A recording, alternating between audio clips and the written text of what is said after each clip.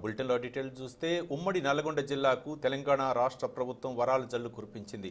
జిల్లా అభివృద్ధి సంక్షేమంపై మంత్రి కేటీఆర్తో పాటు ప్రశాంత్ రెడ్డి, ఎర్రబెల్లి దయాకర్ రావు, జగదీష్ రెడ్డి, సత్యవతి రాథోడ్ సమీక్షా సమావేశం నిర్వహించారు.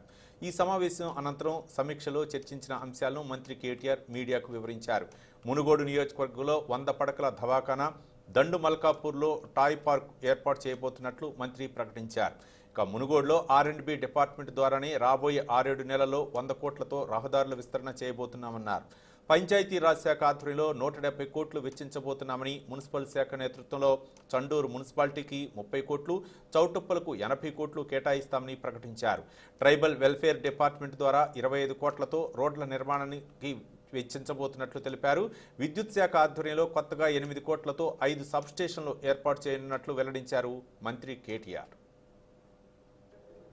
గౌరవ ముఖ్యమంత్రి గారు ఒక మాట అన్నారు మునుగోడు ఎన్నికల ప్రచార సభలో, మీరు గెలిపించండి, మునుగోడుని నల్లగొండని నా గుండెల్లో పెట్టుకుంటా అని చెప్పారు.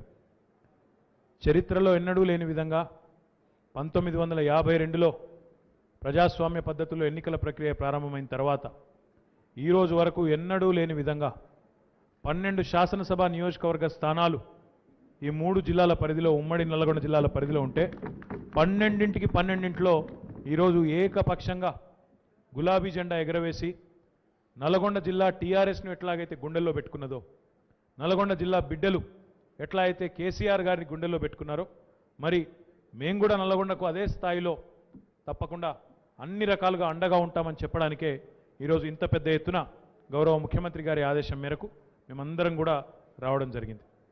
గౌరవ ముఖ్యమంత్రి గారు మాకు ఎన్నికల సమయంలో, మునుగోడులో ముఖ్యంగా జరిగిన ఉప ఎన్నిక సమయంలో మా అందరికీ పార్టీ కార్యకర్తలుగా ఇక్కడ పనిచేయమని ఆదేశం ఇచ్చినారు.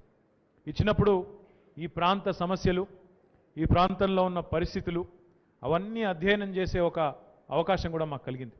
కాబట్టి నేను మునుగోడు ప్రజలకి ఈ సందర్భంగా చేయదలుచుకున్న విజ్ఞప్తి ఒకటే, మీరు గెలిపించింది కేవలం కూసుకుంట్ల ప్రభాకర్ రెడ్డి గారిని మాత్రమే కాదు, మా అందరి బాధ్యత, మా అందరి పాత్ర కూడా తప్పకుండా మీకు ఇచ్చిన వాగ్దానాలు నెరవేర్చే క్రమంలో మా అందరి మీద ఉంది. దీన్ని సమిష్టి బాధ్యతగా తీసుకుంటాం.